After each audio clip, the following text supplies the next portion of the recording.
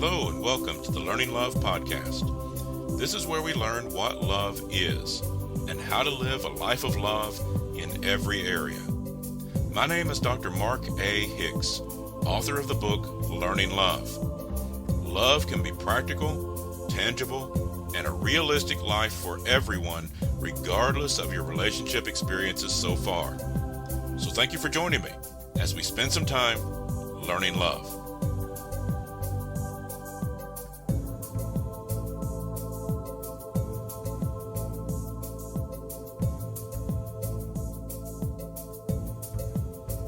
Love is the answer. Now all we have to do is explore all the questions. And today's question is, what do we do when a friend or family member or someone that we care about, someone that we love, is on the other side of the political spectrum? People are facing this. This is a widespread problem. I know one couple that divorced because they found themselves on opposite sides of the political spectrum and they just couldn't reconcile that. It destroyed their relationship, destroyed their marriage.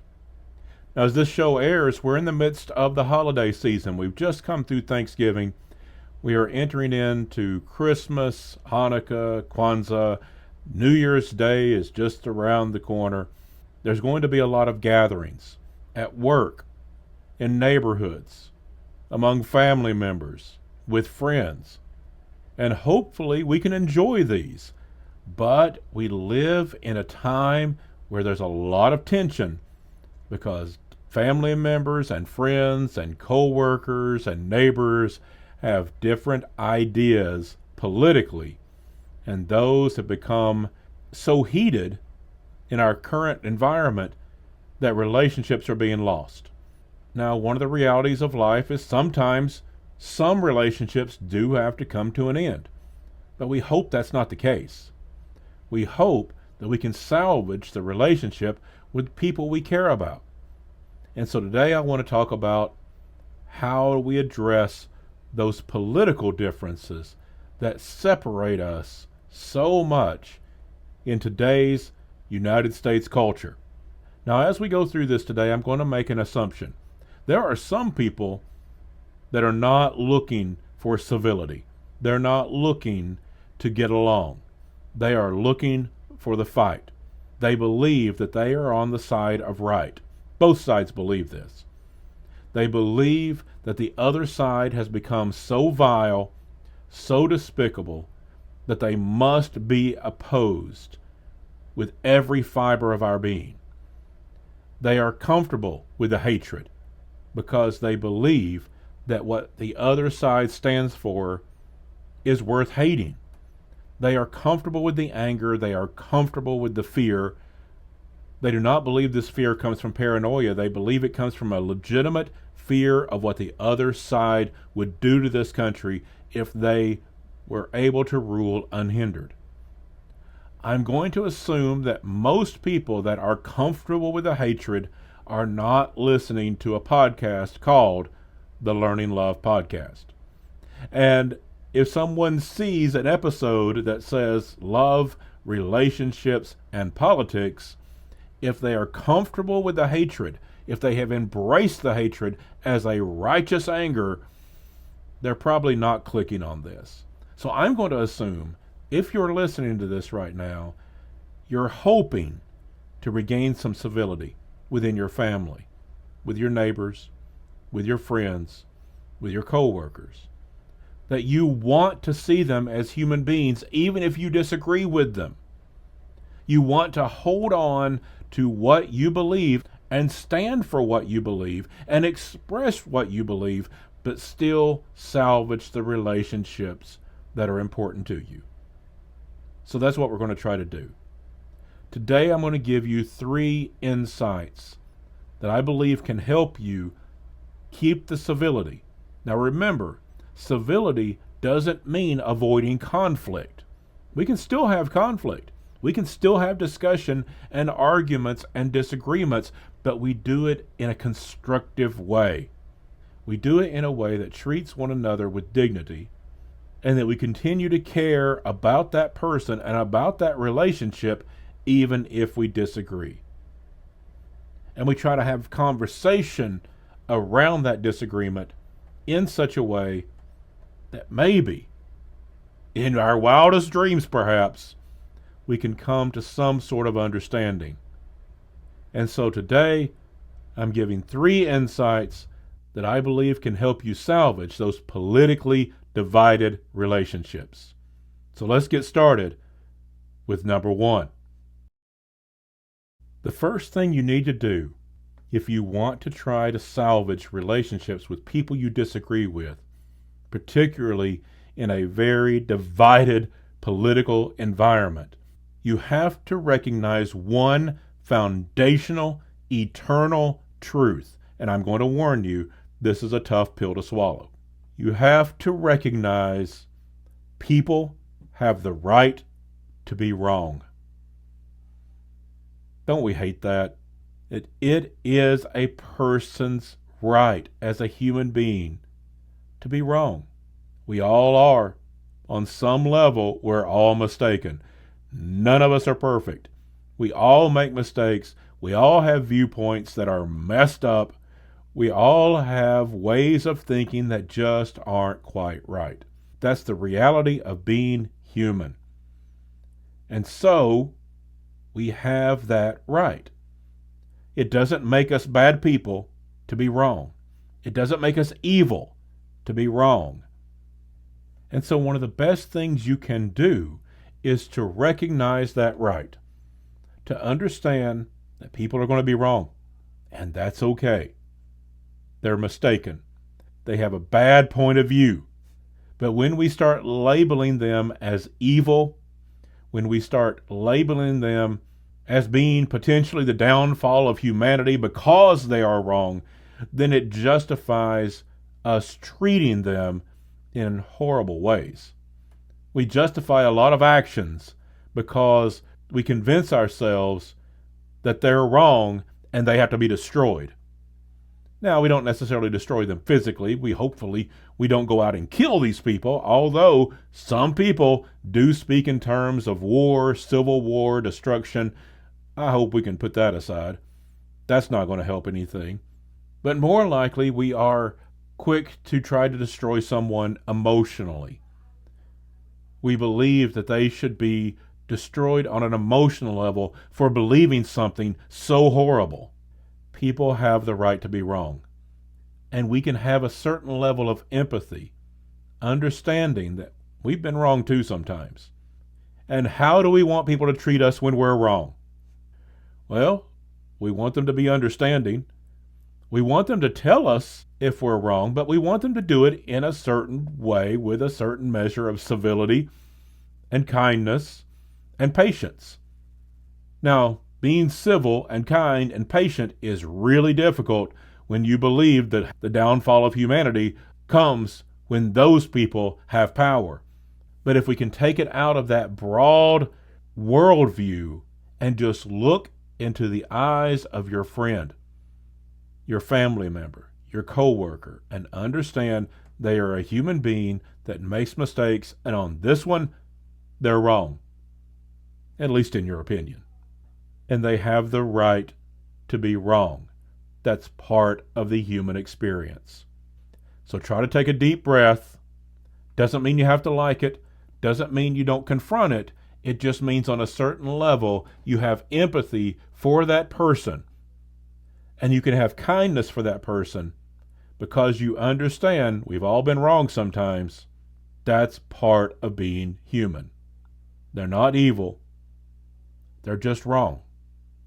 Once you accept that very tough pill to swallow, it's much easier to demonize those we disagree with. But once you realize they have the right to be wrong, they're just human, we can move on to a second valuable insight. The next thing you can do is try to hold on to a sense of curiosity. Once you have accepted that this is just a human being you're talking to, and we all make mistakes, they're not evil, they're not Satan, they are mistaken, they are misinformed, they are wrong. it's easier then to keep a sense of curiosity. How did you come to this conclusion? Rather than saying, how can you be so stupid? Rather than saying things like, you're going to destroy this country, one of the best things you can do is say, can you help me understand how you came to this belief? I would like to try to understand your perspective on this issue. Can you explain it to me? Now, if we have demonized the other side, we may have a defensiveness. We may think, I don't want to know their perspective. Their perspective is destroying us. But let's step back from that for a minute. Have you ever heard that the best way to learn something is to teach it? That the best way to show that you really understand something is to explain it to someone? You see, a lot of people have never had to articulate their political views. They get into their own particular groups, their own little echo chamber, and what they believe is just reinforced over and over again. Those with progressive views watch news media that tends to lean more progressive. They hang out with people that tend to be more progressive, and they all agree with one another, reinforcing those viewpoints. Conservatives do the same thing. They watch news media that tends to be more conservative. They hang out with people that are more conservative, and they continually reinforce those views. And they don't really have to explain themselves because the people they're talking to already agree with them. They can throw out certain catchphrases. They can throw out the standard mantras, the jargon that gets used among their own political allies, and they never really have to explain it. When you keep your curiosity, not demonizing that person, not bringing hatred towards that person, but being curious about how they came to those conclusions, it gives them an opportunity to explain it. And they may find out they don't really know how they came to that conclusion. If you want to help someone see a different viewpoint, have them explain their own. It's not easy to do if you've never done it. Now, be forewarned, you're probably going to have to do the same. You're going to have to explain your point of view because they're probably going to come back with the same question, and that's okay. One of the biggest problems we have in our political discussion is we never actually discuss it. We yell, we argue, but we rarely have someone say, can you explain this to me? I would like to understand your point of view. I don't know if I'll agree with it or not. I probably won't, but I would love to try to understand how you came to that conclusion. I'm really curious about how you came to that perspective. That kind of dialogue actually helps people think through it, and they may find some problems in their own reasoning. They may find out their jargon doesn't really work when you start to analyze it. Questions are very powerful. Not questions like, why are you being so stupid? How could you believe that? But questions that allow people to actually articulate what they believe helps them learn what they believe. And so if you're looking for a way to have an actual discussion, stay curious. Try to learn how they develop those points of view, even if you disagree with them. And be ready to articulate how you came to your conclusions. Not through jargon, not through catchphrases, but through explanation. That's when you get to real conversation. And once we're in conversation, we can move on to insight number 3. This third insight is crucial if you really want to salvage this relationship. If you want this relationship to go forward, don't just make it about the political conversation. Some people believe that until we resolve this, we can't move forward. That's not actually true. There are ways to move forward even if you don't resolve it. No matter how great your conversation, you're probably going to walk away still disagreeing. That's okay. Remember, people have the right to be wrong. We can engage in that conversation with curiosity, and as we both have to explain in a rational way how we believe and why we believe what we do, we may find flaws in our own argument. We may find ways, believe it or not, that we could actually agree with one another. But we're going to probably walk away mostly still disagreeing. And so if this relationship is valuable, don't just make it about that conversation. Don't feel like it has to be resolved before you allow that relationship to continue. Find some ways of doing things together that aren't about politics, that you don't have to discuss things, and you actually do agree. Maybe you could work together to raise money for disaster relief. Most everyone on both sides of the political spectrum believe in helping people after something like a hurricane or a tornado. It's almost universally agreed upon, and so maybe raise money or maybe volunteer in some way and work together side by side to help some people that are in need. There are charitable causes, humanitarian causes, perhaps faith-based causes that people can agree on even if they come from opposite political spectrums. And even if that disagreement has not been resolved, work together side by side to make the world a better place. Show your humanity and see theirs at work too. If it's a co-worker, maybe volunteer to work on a project together. You don't agree politically, but you both have talent in what you do for a living. Work together. And maybe you'll see that they're not all bad, and you can show them you're not all bad either. It can be something as simple as picking up trash in a neighborhood, or working together to cook that Christmas dinner.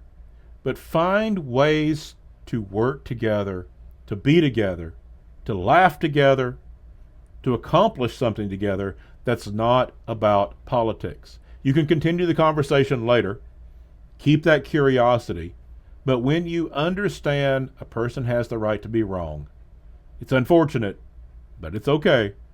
We can work with that person who's so clearly mistaken and so clearly off track in their thinking, but we might be able to see they're still a good person and show them that we're a good person too, even though they think we're out of our minds for believing what we do.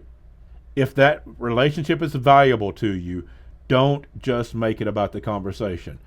Have the conversation, stay curious, express your point of view, listen to their point of view, have a conversation where both of you need to articulate what you believe, not defend yourself, but to answer the true curiosity of the other, but then put it aside and work together.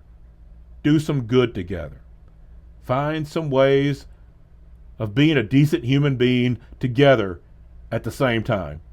If you do these things, it can help you salvage those relationships. You may never agree.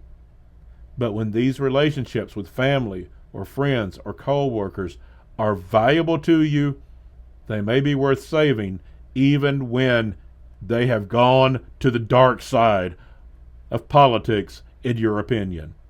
Regardless of which side you are on, put these insights into place with those you care about who are on the other side, and you can maintain love, relationships, even in the midst of politics.